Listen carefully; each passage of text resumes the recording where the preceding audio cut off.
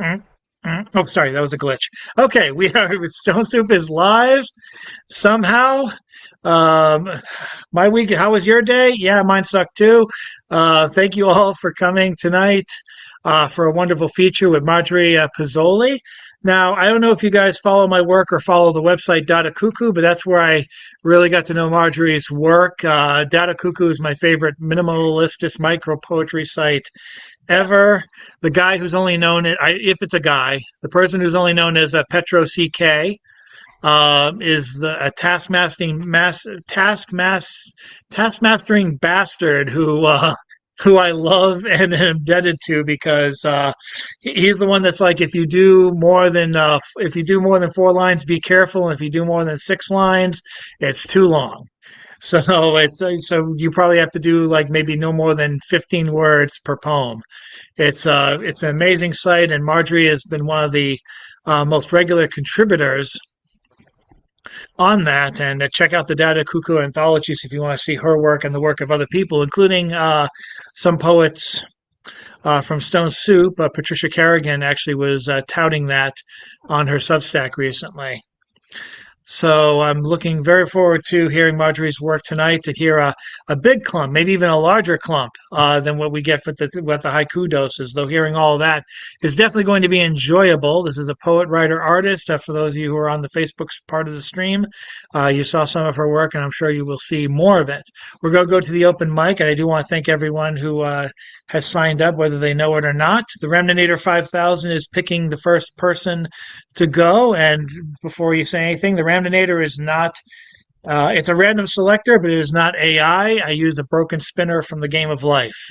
Let's go now to Rita Rusty Rose. Thank you. This is a new one I'm working on. Footnote. In life, I was a footnote, inked beneath margins of friends, lovers, and wives. Love, a selfless virtue, never shadowed my days. I scribbled in the pitch, waited my turn. Now I am a head note, carving tender tributes on top of a freezing summit, counting the stars, aching for warmth, with thoughts of you. Thank you.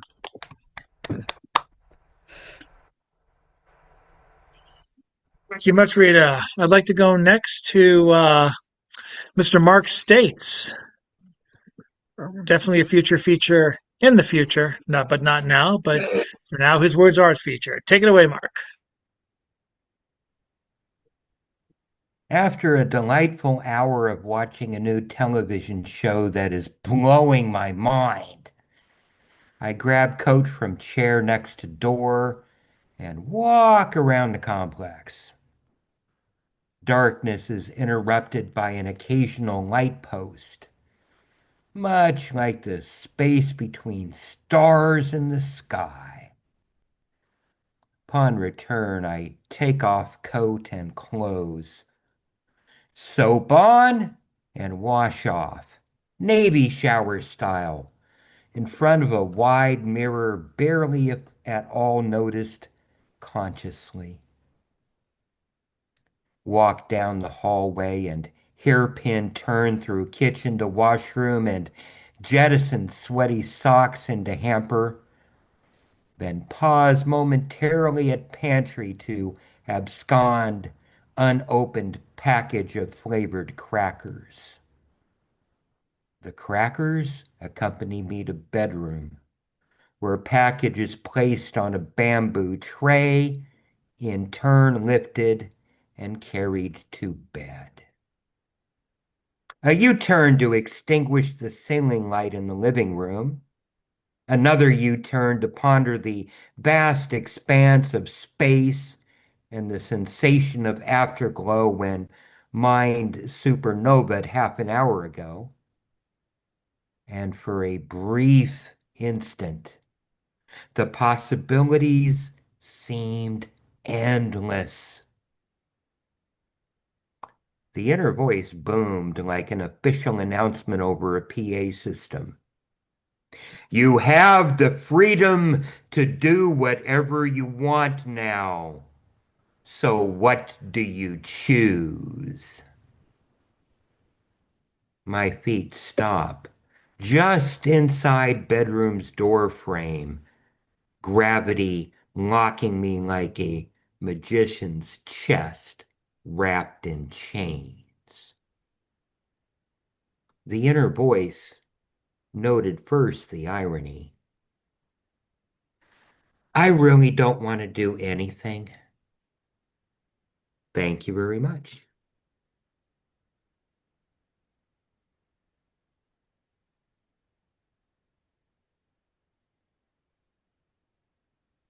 Thank you so much, Mark. I'd Thank like you to hear too, next chat. from Mr. Edward S. Galt, Gentleman Galt, if he's available. Okay, yes, I am. Let me just, sorry, I need to get out of this. Okay, I'm already unmuted. All right. This one is called Yaki Wizard. December the 10th, 1986. I'll never forget it. My roommate woke me up from a sound sleep and told me he was in a Christmas Carol. I couldn't process this. Did Mark just tell me that he was a character in a Dickens novel? That simply wasn't possible. I was the one who worked for Scrooge. No, I would have happily traded places with Bob Cratchit and worked for Scrooge. That would be a whole stairwell up from the guy I did work for. Mr. Vignoles got up in our faces and hollered full throttle, complete with spittle. It didn't take much to set him off. He told me once that when he hollered, he wasn't really mad. So he did this for the fun of it? When he was angry, he was quiet and spoke in low, bearable, audible voices, and it was worse than the hollering he did. Trust me on it. But I digress. Mark had come in just a while ago and saw the flowers on his bed for his funeral. Actually, they were from Jeff's mother for his birthday. Mark told me that the night before he had a vision he had been called to be a Yaqui wizard by Don Juan. When he woke up, he was disembodied, and he didn't know where his physical self was. He thought it might be out on the freeway. Mark's body on the freeway. I was picturing the grassy strip in between lanes. He wanted me to go out and help him look for his body. I was trying to imagine him getting back into it, like putting on a pair of pants. So we retraced his steps from the sidewalk just outside the building. Nobody. Down Business Road to Hyde Park Ave. Nobody. From Hyde Park Ave up to the freeway. Nobody. Even after we looked all over up and down the freeway again, nobody. When he had gone over his whole route home, he began coming to himself. We walked back to Hyde Park and went to the Mug and Muffin in Clary Square. We had several cups of coffee as he discussed the Yaqui philosophy. Finally, I had to get to work in my own Christmas carol. Some years later, Mr. Vignoles was dismissed from the company. He had had his hand in the till. Okay, thank you. I'll have to read that again at Christmas. Thank you. Oh, thank you, Gentleman Galt. And now I'd like to Thank you. hear from Martha Ellen, returning from a couple of weeks back. Take it away. Hello. Um, I was not sure what to read, so maybe I I like this one, but I should tell you that it might need a little trigger warning because I used to do forensic child abuse interviews for 20 years. Okay. Anyway, okay, here's the poem. Alexander McQueen would love Gareth as much as I do. We're sitting on the floor with Fisher Price people in a little bus. Vroom, vroom. Another afternoon, another social work forensic interview. nondescript, sterile state office, economy of materials. 4-year-old Gareth grabs one, throws it across the room. Oh, who's that? Uncle David. Get lost, Uncle David. You can't play with us. He put his pee-pee in my mouth. It's not your fault, you know. Gareth doesn't know. Then what happened? I put on my cape and flew out the window. Frightened little blonde boy, alone, without divine intervention, flying free in the clouds, saving himself, and taking my court case with him. In that moment, I don't care. I look out the window. I want a cape too. Soaring above it all with Gareth. Late afternoon, overcast. I head for home.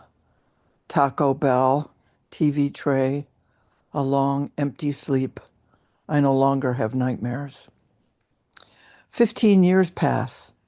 The stodgy old community health nurse calls, back from a home visit. Atrocious apartment, Gareth and his pregnant girlfriend. They have a Bible nailed to the wall, upside down. Looks like Halloween. Sinister, depressing, uncivilized. No place for a new baby. You should do something. I hang up and look out the window. Daily strutting down Seaside, defiant, undefeated, side by side, goth, smudged eyeshadow, death hawk, hair dyed jet, inverted crucifix, memento mori, scuffed Doc Martens, frayed Victorian mourning black. They never flee, they lead, far ahead of McQueen or Swee. Nightfall in their darkened room, they need no one. Windows blocked, mattress on the floor, spooning, his arm draped over. Gareth caresses her belly. They hold each other close, holy embrace until sunrise. That's it. Thanks. Thank you for listening. Thanks for coming back, Martha. Also back again, let's welcome up Mr. Richard Spizak. Thank you so much. It's a pleasure to be here. This is a very special blend tonight. I understand that was it the Irish or the Aussies? I forget. Anyway, one of these soccer groups came and drank all the beer in Boston. I heard two news stories about it, and It was I the felt Irish. the Irish. Okay, I felt so sorry, and so I want to share this little bit of intoxication with you. This is my little tribute. I know some of you have probably inhaled a little marijuana. Maybe you didn't inhale, you just puffed. But here we go. This is called medicinale marijuana. That and it happened just as I tell you. The first rough joint, swollen and choking. The friendly circle, friends daring some dear dread danger, sharing a confidence from hand to hand, from lip to sip, even and balanced from hind to mind, careful, caring, measured moments of miraculous Mary's hot breath, leafy green or dried and dusty brown, bushy buds or leaves, leafy, jagged, reaching leaves, mind sieves replace out open-minded signs, those interruptive stems, the blast berries of brown, beetles, seedling bombs, flowering buds, golden bowing bundles of bright brain food, rude to break up stodgy draughts of thoughts, leafy powder, pinch to pipe, that first forest time, sitting, friended in the woods, off mute minutes from the madness, and then the giggles gladness came, the raining gales of honest home-baked humor, cage breaking, bar bending, balloon bubbles of blue gray brain shaking noise with joys, Did the sleeper awake? What did it take? How gradually the thoughts unclots. 10, turn global grandeur. Seize the scenes, unveiling prevailing schemes. Larger circles concede. Indeed, the creed replace with grace. Papers, drapers, rappers, clappers, brain-breaching snappers, slap sainted sapient seekers, tricking treaters, remove the tile task mask, sifting on an album book, the look as seeds tumble south. Please plant these striving lives to solid soil's embrace, bright place, roots reaching unconscious, uncontaining brain rockets from these short sections of fine leafy selection. Are your papers in order? Are they gummed? Are they flavored to match the merry march? Who has papers? Who has the catching match marches? Who can roll the droll tally troll? Merit badges for new ages, sages, skills among the circle's pride and pure brotherhood building at the ashes, compliant complaint. The rituals, the victorious, glorious victuals. Find the source, sift the course, separate the weeding seeds of need, the stem tides, decamped ride. Those massed explosion spasms reveal revelry in the deviltry of tiny, shirt-stained holes.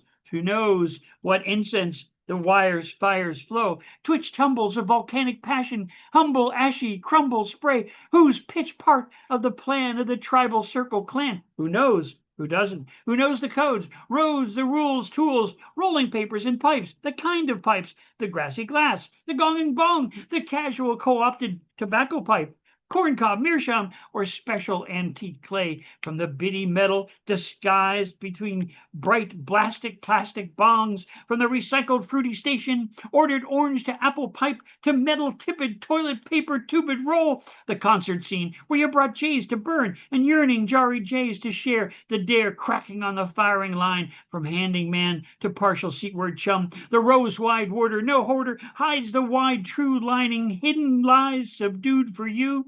The wide array, the tray of colors and textures, dark green, pale green, dry, cracking, sticky, brown, amber, reddish, pale green, leafy, pressed, rock solid, powdery to pitch. The itch, loose, baggy leaves of rosebud red with white trimmed delight. Papers, zigzag, flavored, strawberry, coconut, thin, fragile, heavy as canvas. Ah, the fine French, the toppers working stiff.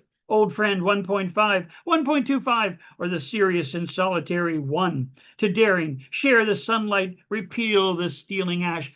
I'll stop there. I think you know the rest. Thank you, my friend.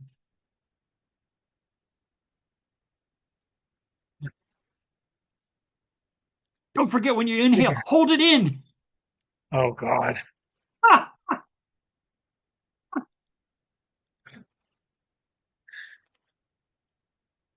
And now let's take you to Jan Rowe.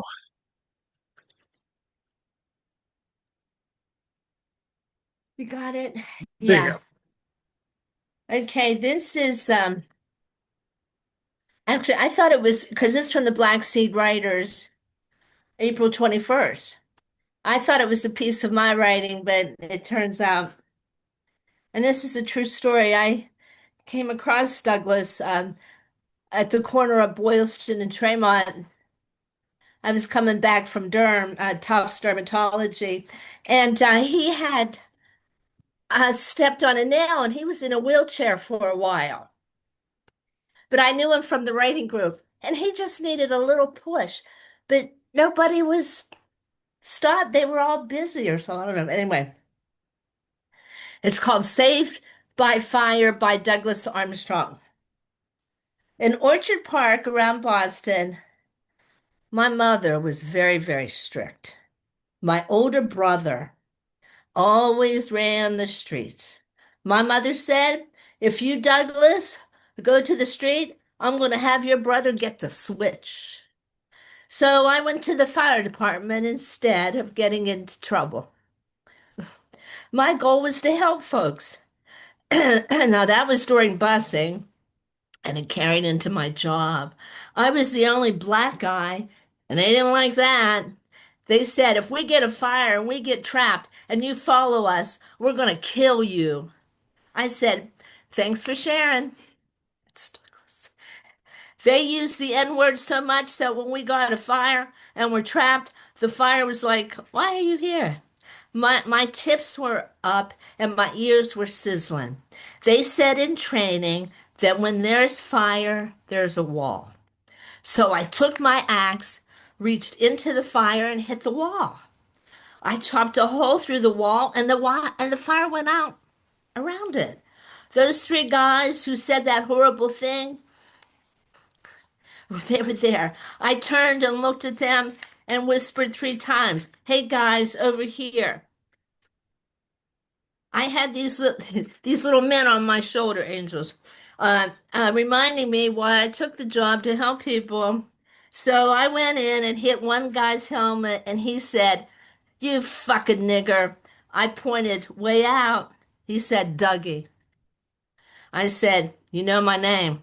So I brought them out. We got back to the firehouse, and they came out of the back room into the TV room and said to the captain, "I don't believe Dougie did this." Then they told the captain what they had said to me. He said, "You didn't get trapped. You're all here."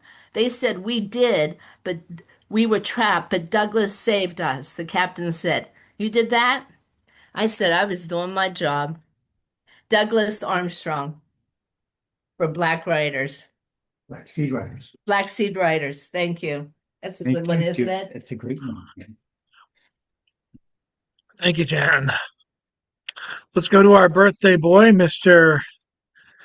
Robert Doodle Fried. Robert Fleming. Robert Fleming, ladies and gentlemen. Thank you, Chad. And thank you for everybody who wrote on my Facebook timeline for my birthday. And I'm Robert Fleming. I'm a visual poet and digital artist from Lewis, Delaware in the United States. And I'm going to share the... I need to send a send request. I just sent it to Chad. I'm gonna share the Oddball publication today of my visual art, and also read the fiction that it was paired with.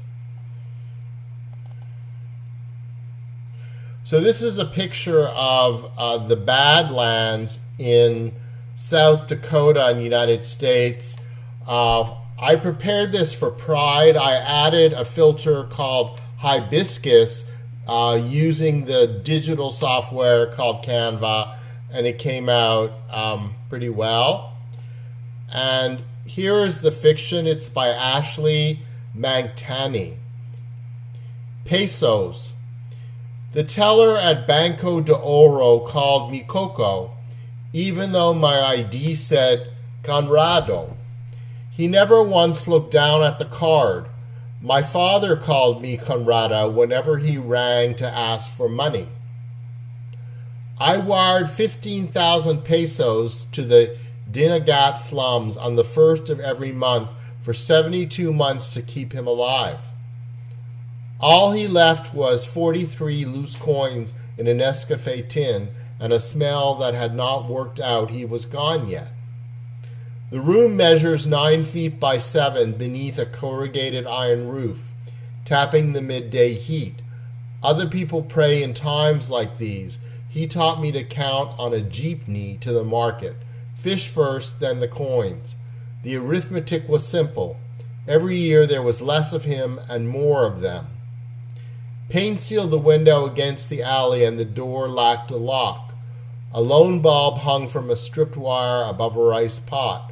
Black crust welded to the steel. His foam mattress was worn brown in the shape of a man, and above it hung 2 shirts on a nail and a wall fan that did not turn. By 10, the heat sat on my chest, and the sun was a creditor with all afternoon to wait. 1,000 pesos was all that reached him. They took the rest, built a shrine on an island and called it heaven. And my father gave them 14,000 pesos a month for a photograph of the master above his bed and a nickel ring. So this is kind of long. I'm going to stop there, and I'm going to put the link to read the rest of it in the chat. And I also wanted to just briefly give a status of my participation in the People's Artist. I'm still competing in that. Here we go. I'm currently a quarter finalist, and let me go to my profile. So in the first round, there were 100 people, and I won the round. In this round, in the quarterfinalists, there's 14 people in my group, and I'm currently in 5th place. I am switching my cover photo and about half of my gallery, which is at the bottom. Here's my gallery. Half of it I'm switching each once a week, and I'll just show a few pictures. This is one of the favorites, which people have told me to put on merchandise. And these are 2 fun ones. I don't know if I've showed these before. These are digital collages. This was inspired by an intercom that I had in my bedroom in the 1960s. And then this one was inspired by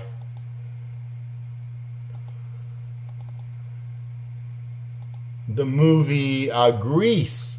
This digital collage is called All the Way. And I'll share the last one, which is a little naughty. Who has seen the movie The Terminator? So people are shaking their head. So this is a voxel art of the Terminator's rear. Voxel art makes your image look like Lego. Thank you. I'll put the link for both the flash fiction in the chat, as well as to be able to vote for me for free. Thank you.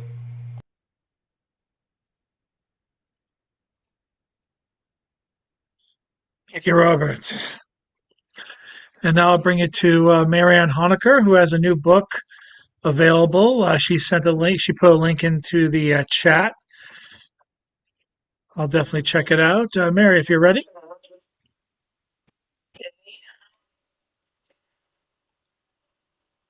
This one's called Clouds Covered the Face of the Lord.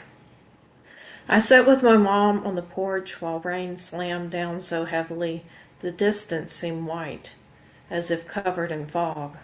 I told her what I'd been thinking about hymns, how they contain phrases like God above or on high, when we know he is not on some mountain peak or chilling on a cloud. I thought about quantum physics, about how when we look closely, we find a solid is more energy than matter. How inside each of those raindrops was empty space mostly, space filled with power. How outer space is not a void between the planets and stars and comets, but filled with an unimaginable field of dark energy. Then clouds covered the face of the Lord.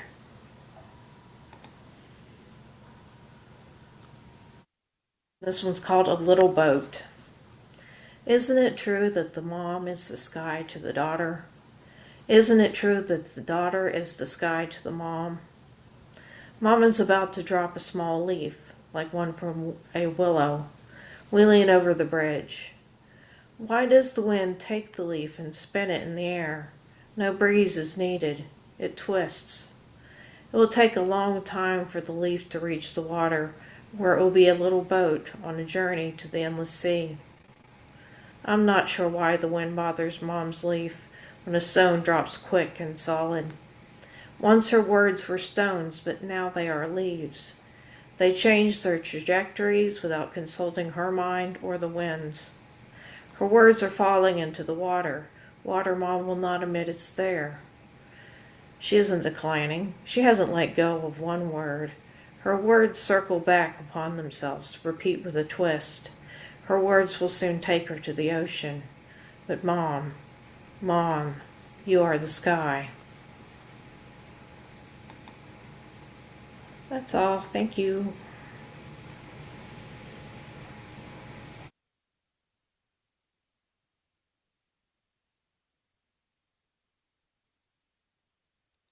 Thank you, Marianne. And check out her book. I shall as well. And now we're getting to the end of the open mic with our closer, Check out his column every Thursday at 11 a.m. Eastern Time at oddballmagazine.com. It's all one thing. I bring you Mr. James Van Loy. Thanks, Chad. So I have a poem here.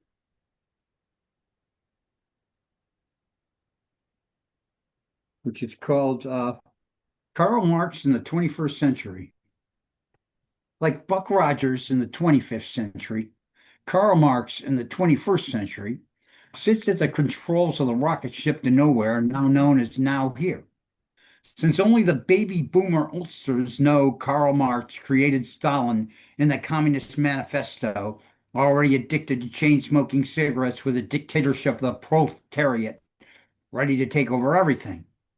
Then the lindworm undulates from the lock, and the fair princesses line up at the royal bed, waiting for the reality show to be ready to go.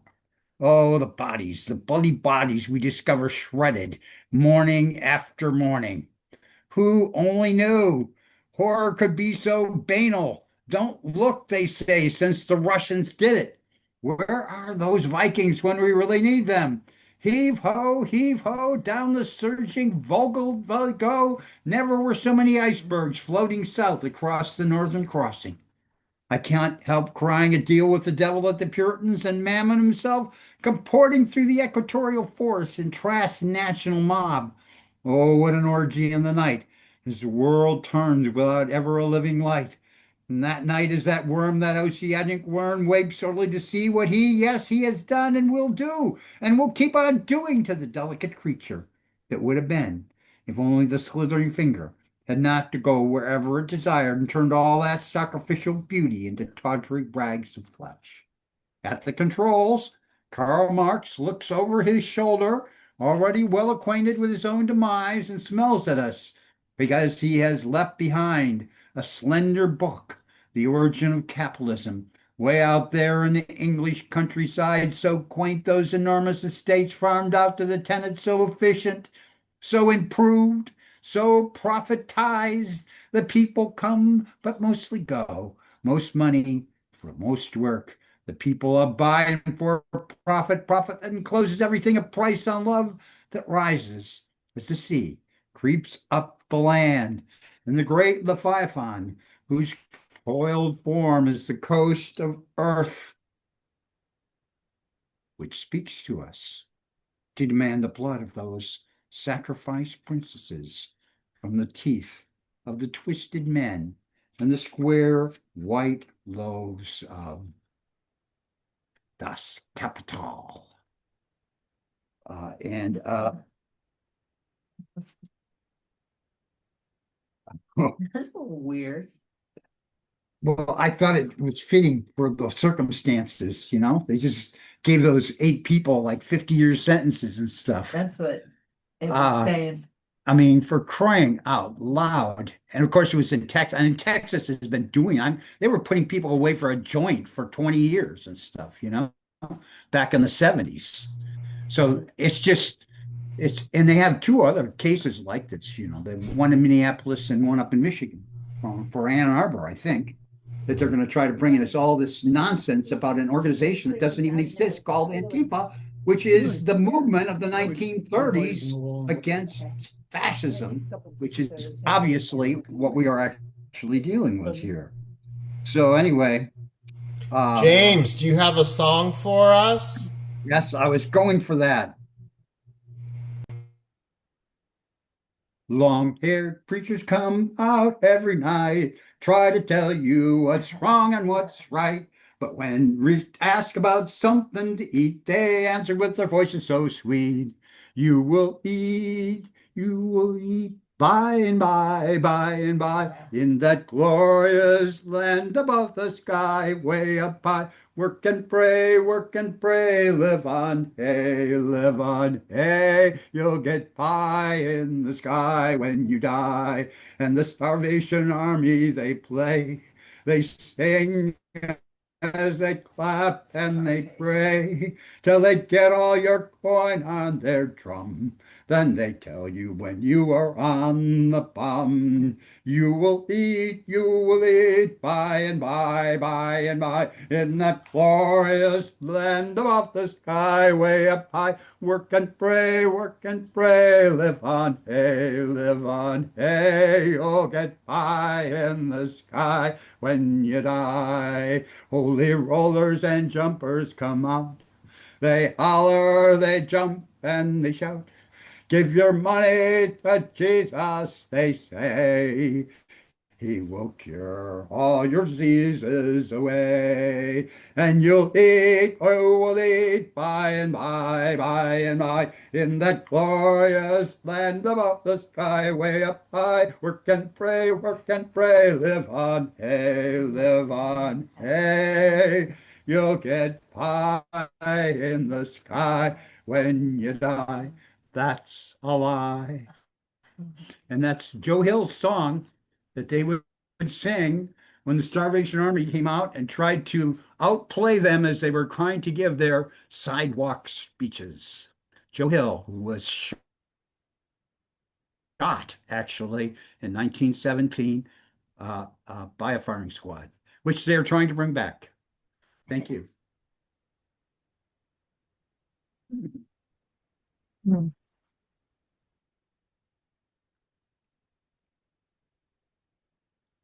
Thank you so much, James. And time to segue to our feature after I read her boilerplate bio and bringing that up right now.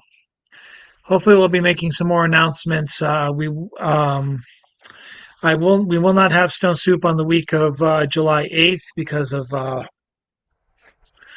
certain doctor's appointments I have to be part of, not all of them mine, but we will be back hopefully, and hopefully I'll be able to announce the feature for July 15th before the July break. Our feature for tonight is Marjorie Pezzoli. The bio reads as such. Marjorie Pezzoli is a poet, visual artist, and silk painter. Her writings cover all emotions from grief to joy. Since 2019, her poetry has been curated in printed anthologies and online publications. A Year in Ink, Complete the Haga, Dada Cuckoo, Heterodox Haiku, Mad Swirl, Palabra, Open Mic, San Diego Poetry Annual, Satu Journal, the Pan Haiku Review, and others. In 2025, she was given the Satu Award of Excellence for Art and Literature and Program Coordinator for the Haiku of America virtual conference. She works on promotional material for the Southern California Haiku Group. Her work is available in many places, including her Substack, The Cosmic Gumball Machine. I'm including a link in the chat. Described as it's described as such. You never know what will roll out. Poetry, haiku, and various art forms. Her daily ink sketching practice started on January 1st, 2026. Josh Datko of Bitpunk.fm said Marjorie has some of the best punk poking artwork around these parts. And allegedly, Bo the dog with Betty Davis eyes and a visiting peacock are two of her muses. Marjorie looks for words worth 1,000 images. And I'll put also a link to her main website, and she's very accessible and findable via Instagram. If you follow my Instagram, I've tagged her a couple of times on there. So, without further ado, and with my gratitude for accepting this feature, let's have some fun tonight, and let's put it together. Put your hands together, virtually, visually, or otherwise, emoticonically, for Marjorie. Well, thank you for having me. It was interesting going through my body of work and figuring out what I should share. And after hearing everybody's work, I'm like, so what should I start with? So I tend to write shorter things. It's longer than my micropoems. And my inspiration for this, during lockdown is when I started really taking a lot of cell phone pictures, and I just document all kinds of things. And I was in my shed and there was a dead rat that scared the bejeebers out of me. And I'm like, I need a picture of this. because it was mummified. So this is the poem. Death is rebirth. If I come back as a cat, will I remember I was a rat once? Will I give mercy to what I once was? Let me come back as a butterfly. I want to dance in the air. Then let me come back as a bird. I will not eat butterflies.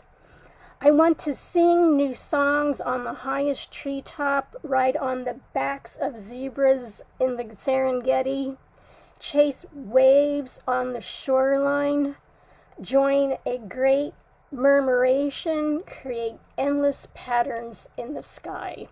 And that one ended up in Writers Inc.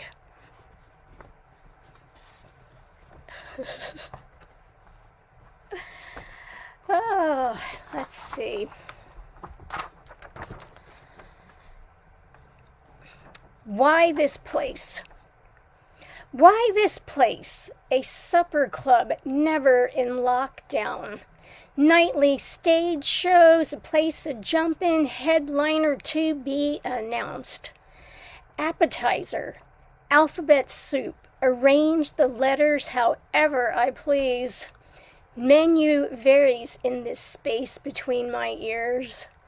Tonight, dessert first, sweetness of life remembered. Next course, mood to twirl my thoughts. Spaghetti will do, al dente, let the basil fall where it may. Atmosphere and decor change with the seasonings of my mind. Statues with arms broken off flank the entrance. Burgundy velvet drapes drip down. Crescent moon smile obscured, starlight blocked. Cement shoes stored in the cloakroom, size 9. I wear a 5. Waiters in tails and black bow ties make suggestions. Wines or whimper to accompany the meal. Drink special. Martinis with an olive skull. Twist of irony, extra dry. No thank you, purified water. Melting ice cube stories. Slice of lemon, no straw, please. Tomorrow night, we'll be in the mood for lighter fare, different ambiance and atmosphere. Sushi, to savor the rawness, enjoy the silent moonrise with each bite. Reservation for one. Please, no fly in my miso soup.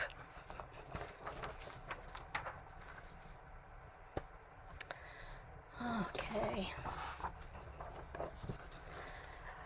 I have fun thinking about surreal things and just things that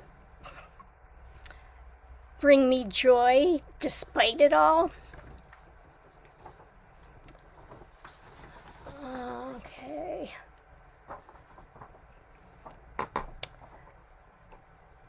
Phantasmagorical stratosphere. A cloud consumed my thoughts, then disappeared. Dew point, condensation, reverse evaporation, cloud seed forms, wait to sprout from the sky. Ideas, notions, actualities condense. Concepts of my imagination alter reality.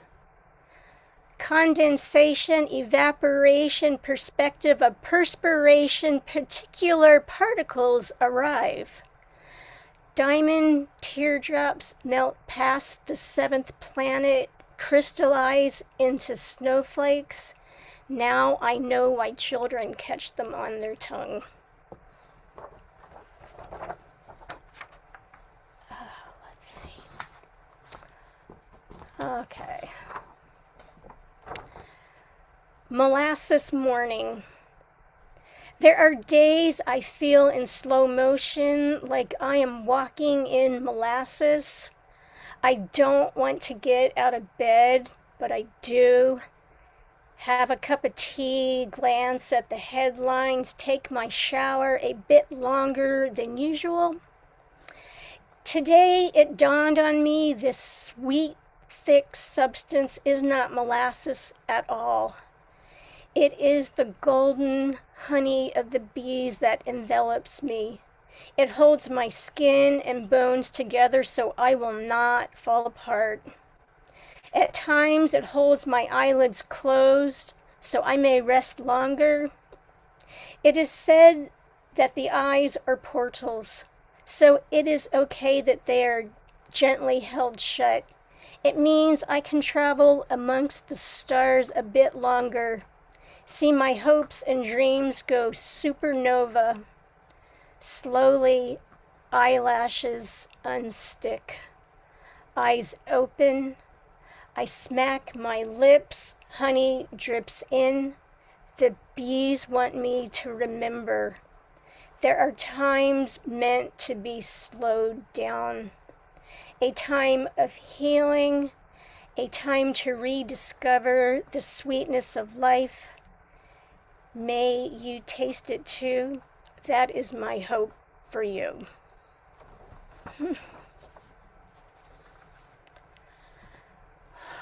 Let's see.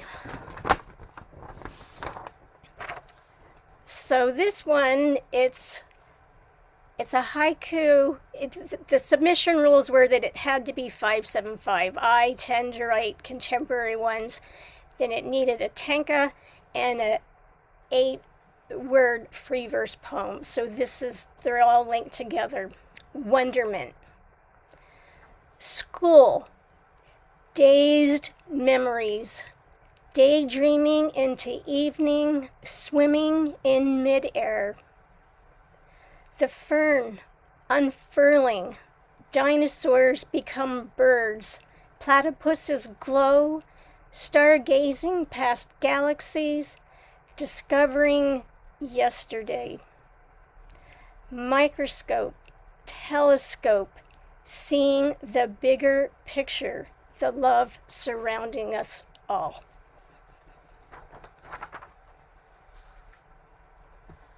Let's see. And so I was thinking it was back in 2022 is when I started really getting into the haiku group community, and Jerome Berglund is the one who really introduced me to, the people, the team at Satu, and, his publications with Nonprofit Press, and also, Data Cuckoo and Petro CK. It took me a year to figure out how that really spelled out what it sounded like. And I really don't want to... Should I say it? Do I spill the beans? So Petro, P-E, T-R, no, T-O, capital C, capital K. It's Pet Rock. I was like, oh my God, that's too funny. And a while back, I had clients that I would do art with, and my favorite student, her name was Mercedes, and she was 98, and we would do all kinds of things, and we had leftover paint, and I just had her from another project, and I had her scrape through it, and I took a picture of it, and then I used it for a haiga, it's in this book. And, with haiga, the images don't have to necessarily go with it. And the thought occurred to me when I was walking my dog, Bo, when I looked at this incredible tree. Upside down, trees rooting into the sky, how our lungs breathe. And it's just taking those moments and going, oh, okay. And this is from Contrarians. Space pirates, death of a whale, the debris field expands. And that is referring to SpaceX and all the stuff. Ugh. The environmental impact is just terrible. So I write about all kinds of things. Okay. So I have 3 poems, and it was supposed to be just one poem. It was in response to a conversation that I was having with a gal over on Substack. And I was like, no, they're 3 poems. And it starts off with the stone. Huge, heavy and rough. The unexpected stone catapulted through atmospheric rivers nearly cut me in 2. The spine wouldn't allow it. It split in 2, halves become lungs. Metamorphic breath creates a fortress around my heart. The unchosen journey begins. Lead boots ground me. Grayness contains echoes. Candles flank the gravel path. Stones in my pocket smooth over time. My hands roll them like waves. Years flow into each other. Hidden realms of sand fills my shoes, turns me upside down. I am the hourglass. Flipping, flipping, flipping, now rolling downhill. Veers towards a boulder, not self-annihilation, more of an excitation. Shattered and expanded, acceptance of the what is, let go of the what ifs. Time is the sand between my toes. There's a rock in my shoe.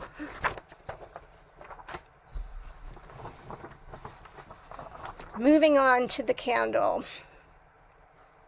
The candle, the wick, the foundation, the core being, shall hold the light, waits to be dipped into the vat of existence, ecstasy and agony all at once. More sacred wax required, honeycombs ooze knowledge. The oneness collects it all, begins to dip the wick, pulls it up, repeats, repeats, repeats, layer upon layer, built up. Color by color, chakras compress, the last layer of choice, the reckoning. Red, she said, encase me in crimson with the known and the unknown. The spark of recognition lit her wick. She dared to burn at both ends.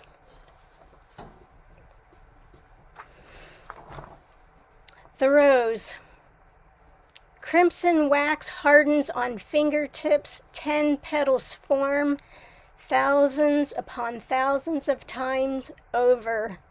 The flower girl skips up a gravel path, candles light the way.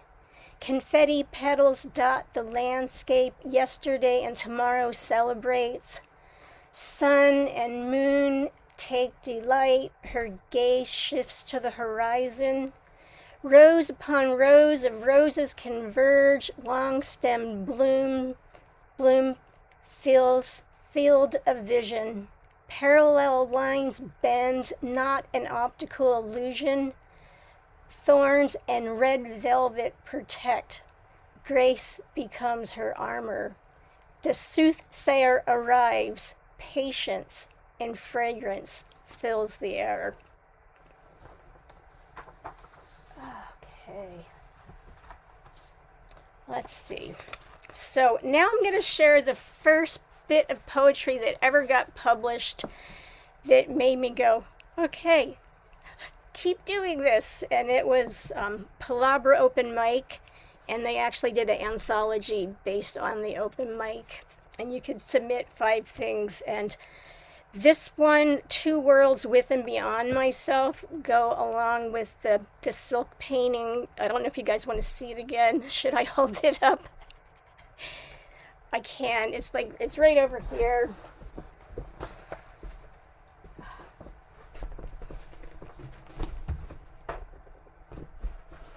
So I don't know if you can see that very well, but it gives you an idea.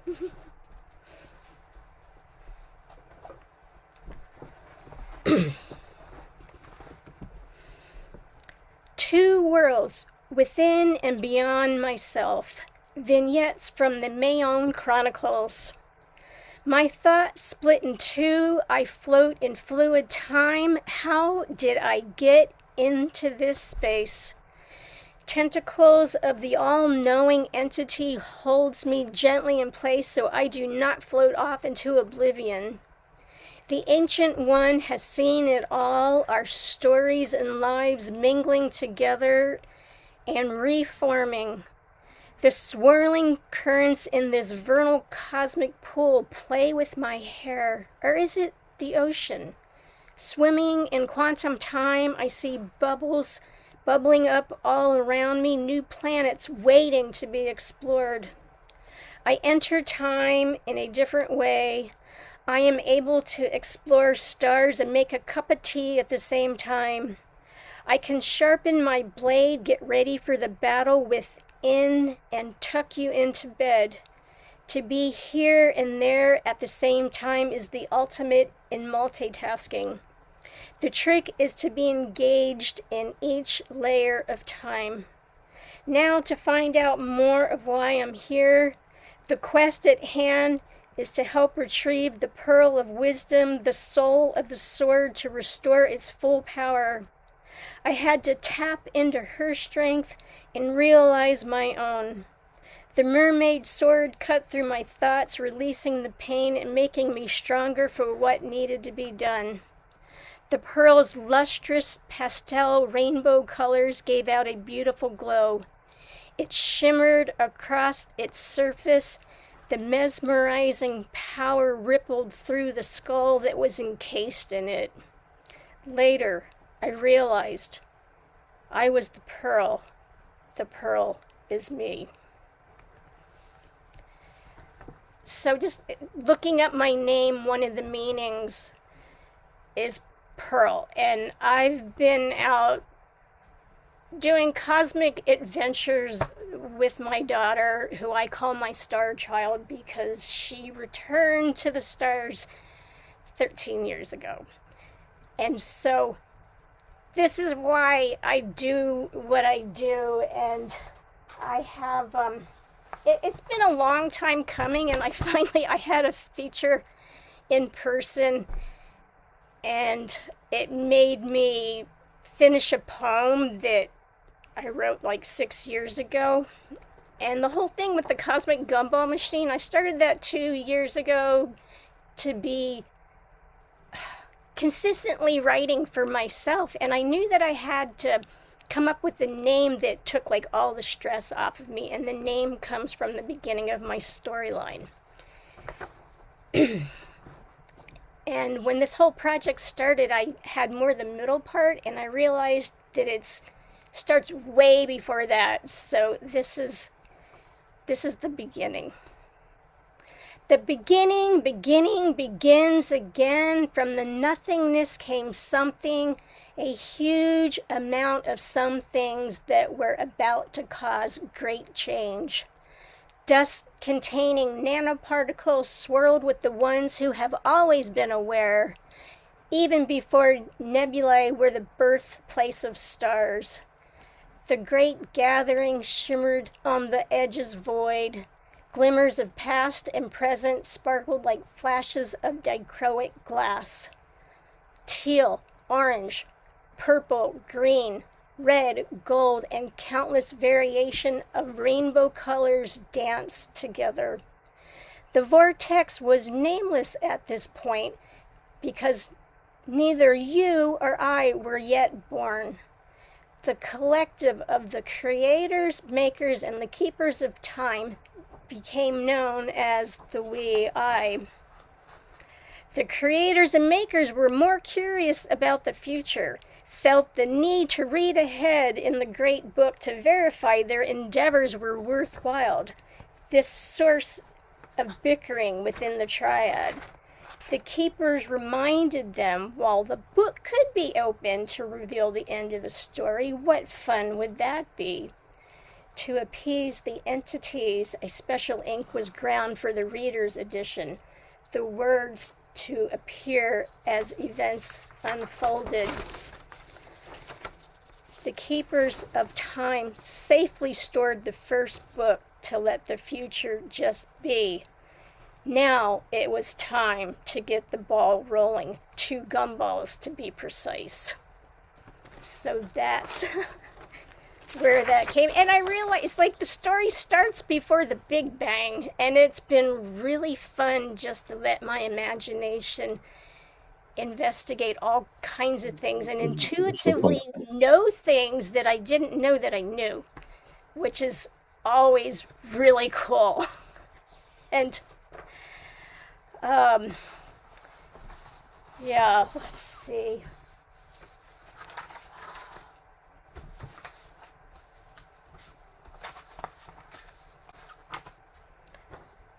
This one's a little long. I thought I was really organized, but you know how that goes.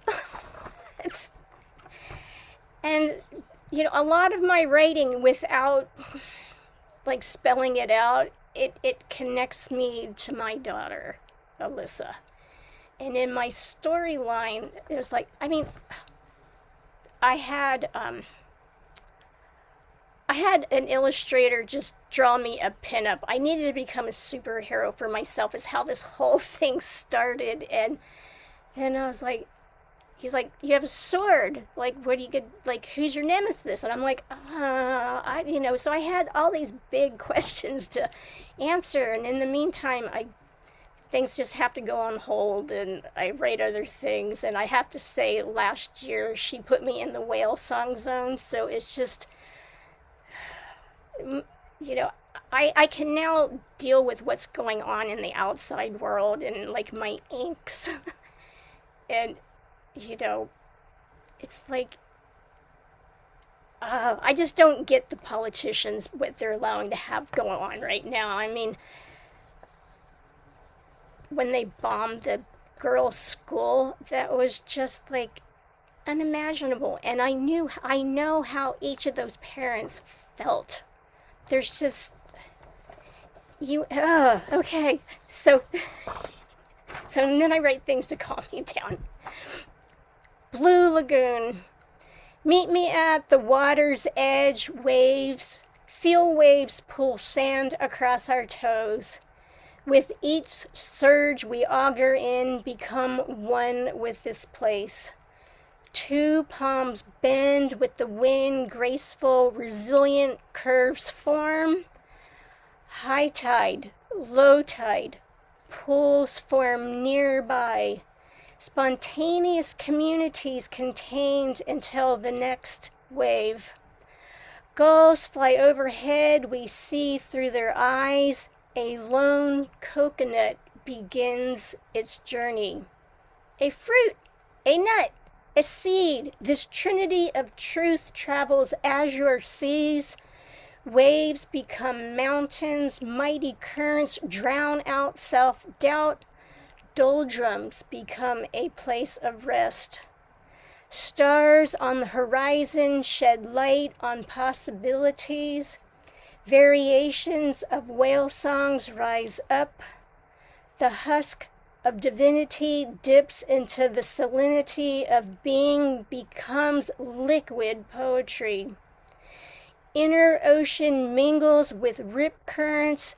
The shoreline comes into view. Our journey of change began with ocean spray, toes dug into the sand for stability. Watch bean clams tumble by, become part of the beauty that surrounds us all. And that was published in the San Diego Poetry Annual. You know, and what's great about poetry is you can go down all these rabbit holes, and that's when I learned that a coconut actually is a fruit, a nut, and a seed. And I'm like, I gotta use that.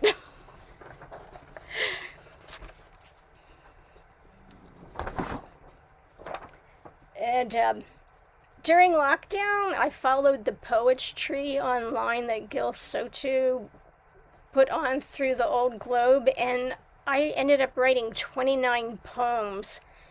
And there was a prompt from a headliner each week, and the prompt for this one was, how are you unoriginal or original? And I'm like, that's a really good question. And this one took me about a week to figure this one out. Some just came to me. Unoriginal. The fly in the ointment. I have told 1,000 stories, believed them to be not mine, found out they are not. These tales rise up and out and over again, universal truths embedded into our DNA. Portals, dreams, rainbows. How many times have I used these words? Butterfly wings, cosmic travel. There I go again. So how do I make the unoriginal original? Must ponder that. Now to rise up, enter the void of colorful mist. I can swim in the air, no wings needed here. Seconds turn into centuries. I mingle into nothingness with others. An unseen hand cranks the handle. Gears and cogs work in unison. The mighty hourglass flips over. Open mouth, lifted hands, I swallow the sand as it covers me, grasping as many grains possible. My head returns to the pillow. Countless memories held in this vessel of me are waiting to be retold.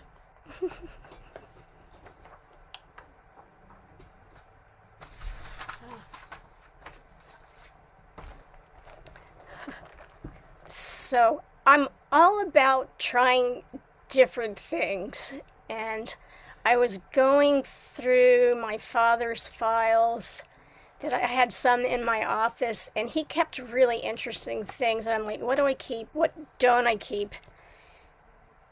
And then I was like, oh, this is like really interesting. I've never heard of a pancake foot switch.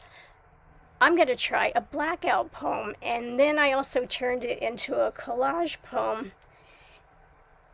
And I'm going to read it as is. But so I just let myself doodle. And this one, I was like, you're spending too much time on this, but you're learning line control. So it's okay. Go with it. And here's what I came up with. Just circling. This is all found words in order. Cut all the pieces. Pancake, old mouse. Cut out all the pieces, stack them. But this is optional. Neatness doesn't necessarily count here. Gang drilled pilot holes. Drilling out full-size holes is a snap. Simple. Tactile switches have 4 legs. 2 pairs are connected. If you are good and careful, parallel lines knittle up. Pain and a danger, but it can be done. Ensure correct spacers in a suitable area. Hold glued parts together. Pancake foot switch. I mean, and they really did have suitable. I just thought it was just like, it's fun to do weird stuff and just experiment. And this is another one of those. It was a spontaneous writing prompt. So I got out one of my sketchbooks that I had some little things already scribbled in there. And it was really hard, because up until then I had been only using pencil to do my poetry writing, because you can erase it. So this was all in one shot. I have 3 of them here. And it was a very interesting thing to try. This one is called keepsake. Wall lockets hold the hair of yesterday braided with tears. The house has 7 neck corridors to the unseen, waiting to be seen. Red lipstick doors open and close. The black cat purrs, its tail dips into an inkwell. Tattooed shadows flicker off eyelashes. Open windows breathe in clouds. The mirror fogs up. A hazy memory drips down. And it was just fun to do. And a lot of times I'll just do like a quick little squiggle. And it was just kind of fun to do this one. This one is Ingness. A flick of schooled fish forgot their ABCs. Who really cares except the fishermen caught in their underwear? What an old dream to have. Remember when you could swim in midair, gulp up clouds, dance on rainbows, paint sherbet sunsets? Oh, the possible things one can do up there. All at once the stars return to the sea, waves tumble them into sand. At the shoreline of forever, crabs walk sideways, always avoiding the cracks of nothingness.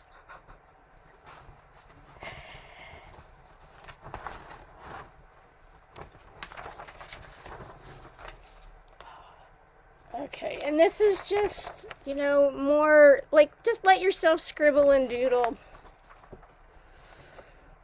And this was all like write it all at once. And my spelling's not always that great, so sometimes I have to write slower. Mouthpiece. Thickness of voice, ebb and flow, the line from me to you, parallel threads stitched in time, trying to make sense of it all. Neither here nor there, the limbo bar set low, we managed to squeeze by, land on the bright side of the moon. And I was really glad to use the little thought of here nor there, because that's something I heard it somewhere, and it just kind of stayed stuck. And I wish I remembered. I don't think that was from my trip to Ireland, but it could have been.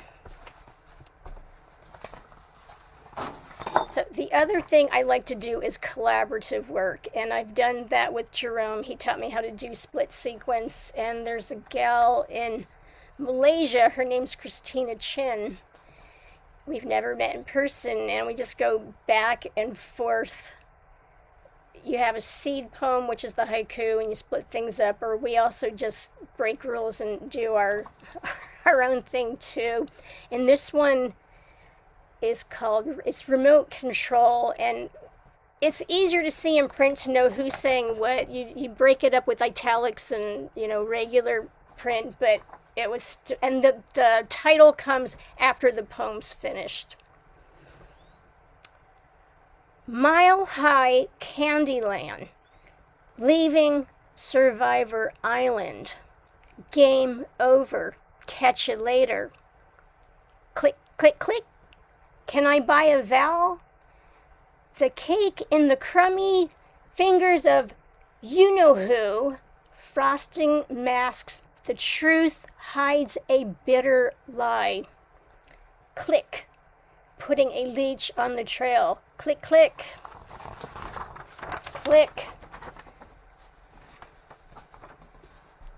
Click. Side effects include shortness of breath, dizziness, constipation, lazy eyes, hives, diarrhea, mouth, earwax buildup. Deaths have occurred. Click, click, click. The empire's poison sent abroad now taints its own river. Click, click. News at 11. Missing sock convention declares independence, demands recount of a dryer. I mean, that one's more of a written piece, but it was still, and I have really fun making the graphics to go with these things, too.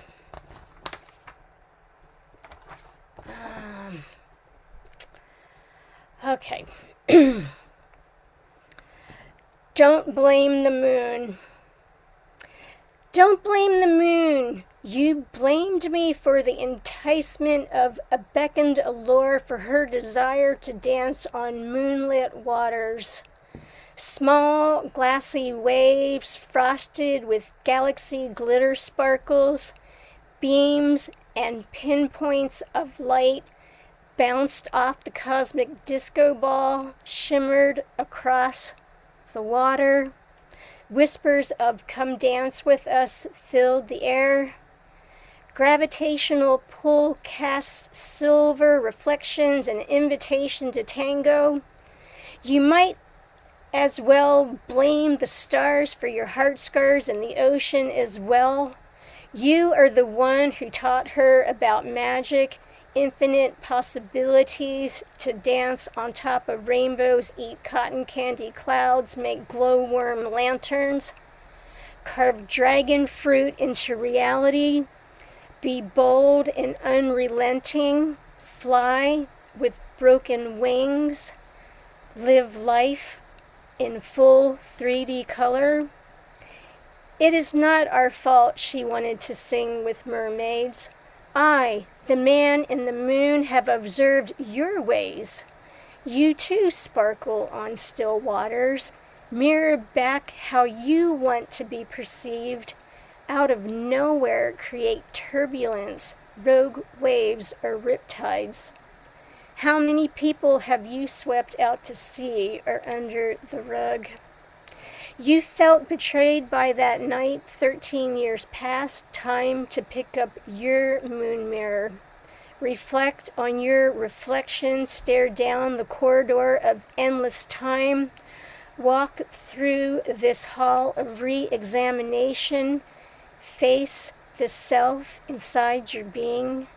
Yet, you still ponder what life would be if I did not hang in the sky like a new dime.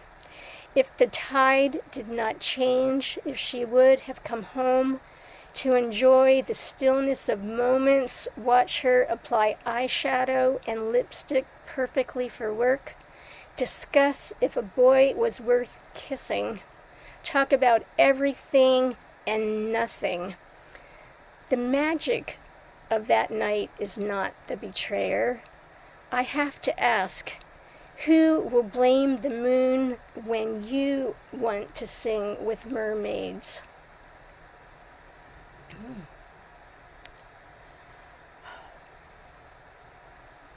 So I need to find something a little lighter.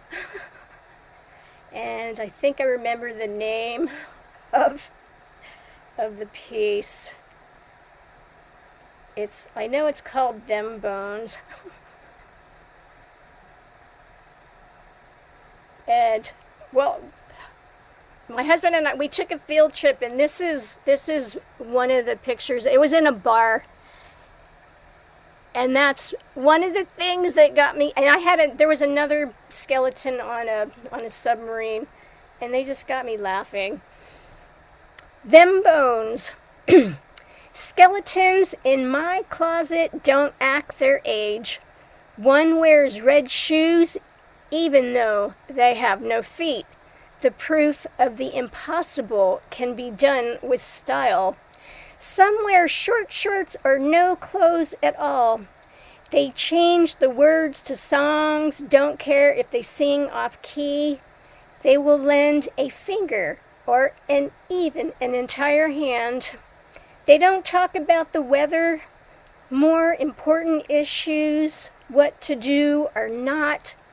Decisions. To jump on the bed until the cows come home. Twirl spaghetti clockwise or counterclock. Eat eat beans, blow up balloons with non-existent cheeks. The skeletons in my closet dance in the living room, occasionally the kitchen. They have no ego to bruise. Hot air passes through with ease. Sometimes they pick out my clothes for the day. If I am wearing something quirky, something grand, if my shoes don't match or shirt worn inside out, blame it on Isabel. She handed me the hangers. Thank goodness they don't act their age.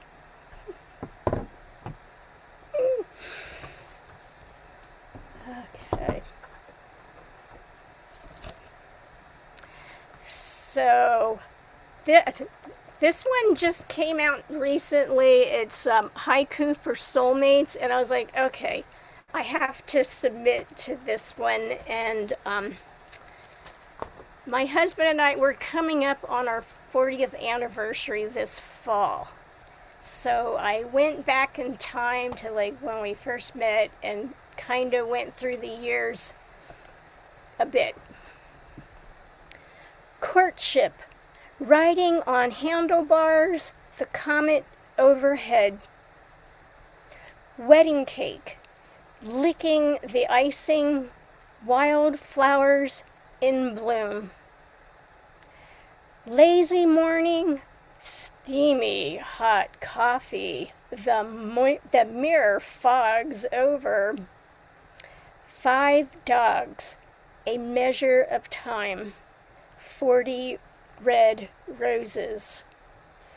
Wisps of silver, chips in china plates, we dunk biscotti. So I don't measure our anniversary in years. It's dog time because we're on our 5th dog together.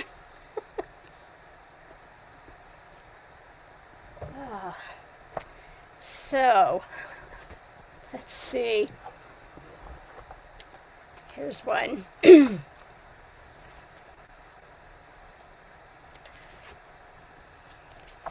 So, Scar of Being, the prompt was to write about a body part. This is when I was following the poetry, and this one actually got picked up, and it's nice to see it in print. Scar of Being. I lived in liquid space and fluid time, connecting to something larger than myself. Pushed out, cord cut. The ultimate scar of being created with one snip. My belly button, a sealed pathway for now. Over time, more scars form, most not visible on the skin side. To heal those, I use my hand, pick up a brush or pencil. Joy and sorrow must coexist. Textures of words and color mingle, the pain lessens, I smile again.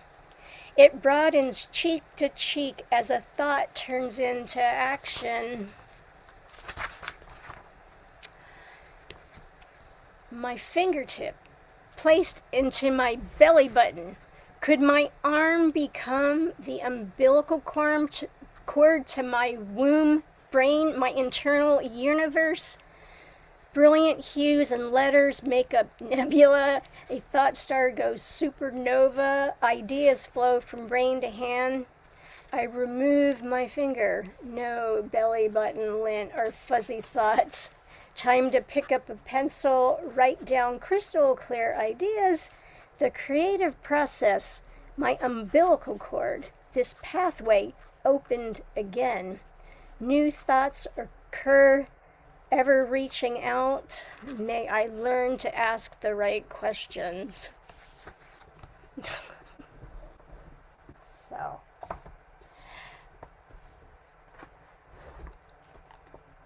So I mean, getting back to like the unoriginal original, it's like I realize there's so many times it's like bees and rainbows and the reason why rainbows are like so important to me is that my daughter, she went swimming by herself, and when the lifeguards were bringing her in, a big, huge, low rainbow formed, and our friends were out surfing who witnessed this. Is how we know about it. And that sign made the unbearable bearable. So, and it's easier for me to talk about, but I mean, it's a wild ride. It's a wild ride, and not everybody knows how to. They don't know how to process that information, and I understand that. So, here's another one. Paper truth. Truth. My truth. Rock, paper, scissors. 1, 2, 3. Rock starts the new round. Pebble, stone, boulders, insignificant to the huge, stacked high, mortared together. Create walls for my sanctuary. Lifetimes are enclosed in this space. The moat, filled with the tears from 1,000 clouds, surround these garden walls for added security. It contains schools of fish. Silver scales glimmer with hope, sparkles at the water's edge. Holy mackerel moments swim in circles. Koi fish avoid the piranhas and clownfish. I cast my line to fish for answer. Pull up, catch and release memories. Rather have knowledge or insight. It all depends on how you bait the hook on what will rise. Join me now, I shall lower the drawbridge. Time to skip rocks across the pond, wave back at our reflections. Bark peeled from trees is pounded into paper, truth written in pomegranate ink. Red-stained fingertips paint my lips, deepest thoughts about to be spoken. I am ready for your questions. Are you ready for the answers? Then ask away.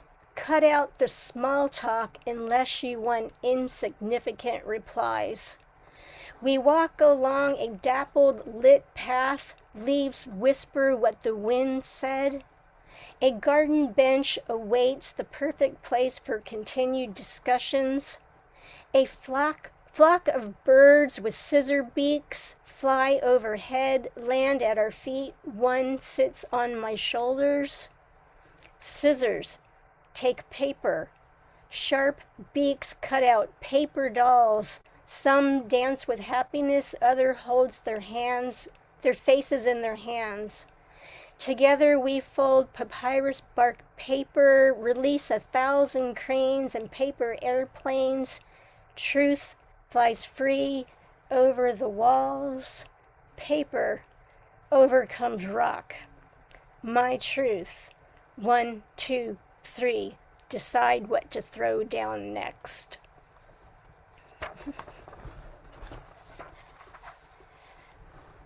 I just want to say we're getting towards 9 o'clock. Do you have your closing work? Well, this is real. I never remember my words, my to share, and this is actually the first poem I memorized to share at an open mic, and it was after a really heavy piece on gun control, and hopefully I can remember it. And it's written as a vertical poem. Pathetic fart. She left a skid mark. I'll have what she's having. Dingleberries. That's it. I mean, seriously. You gotta, I learned a long time ago, with friends, we laugh, we cry, and we laugh again. And thank you for having me. I might have remembered it a little bit wrong, but I know I got the punchline in there and I had the gist of it. But it was like I think it worked. That first line, it just, I write things that make me laugh. Yep. Well, thank you very much, Marjorie, and thanks so much for a wonderful block of reading. What's your has your first book hasn't technically come out yet, correct? No, I have a lot of stuff writing on Substack, and on my Instagram, you can see, I don't put up all my inks because some of them, Hmm. but there's a lot of them there, and it's really fun to pair songs to go with them to really get my point across. So, yeah. So do you think you have a print collection in you coming out Uh, at some point?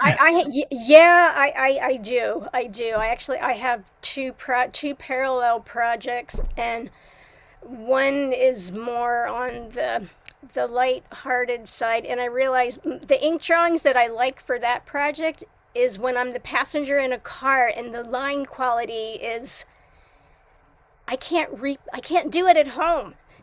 I don't know if I have something that I can grab Hmm. quickly, but yeah, no, but it's some of those are on my Instagram, and I've done little videos with so yeah. Well, thank you so much for your wonderful work, and I hope you join us at some point Oh in no, the future. absolutely. I'm glad I found out about you guys. Yeah. I I love the definitely I post the weekly links. You probably saw the website. I post links on the Facebook on a weekly basis to the call for simplicity's sake, and we're gonna keep on meeting throughout the summer, weeks off Perfect. aside. Perfect. Yep, I'll be Thank, back. You guys are great. thank you guys very much, and yeah. more news is going to be coming up for Stone Soup Features, as well as the month of Jack Power's birthday. Jack Powers being the late founder of Stone Soup Poetry. Going through the archives to find some stuff that I don't think that has been shared before, and trying to see about a live show and trying to get the Boston Poetry Marathon going. I'll be posting information on that throughout Instagram, Facebook, and elsewhere. And updated information is on Substack. If you're gonna be local in the area, and you've been asked to read at it before and haven't gotten the email, let me know. Otherwise, I will look forward to seeing all of you, those of you who can make it there, and I'll look forward to seeing all of you next week. Hopefully, the features and the open mics will be announced by the end of the week after I get the rented truck back. So, thank you guys very much, and have yourselves an excellent evening. I look forward to seeing you all again. Take care of yourself. Take care of someone else if you can. And hope to see your faces again soon. Or as I like to say to wrap it up, the show's over. We see you next time.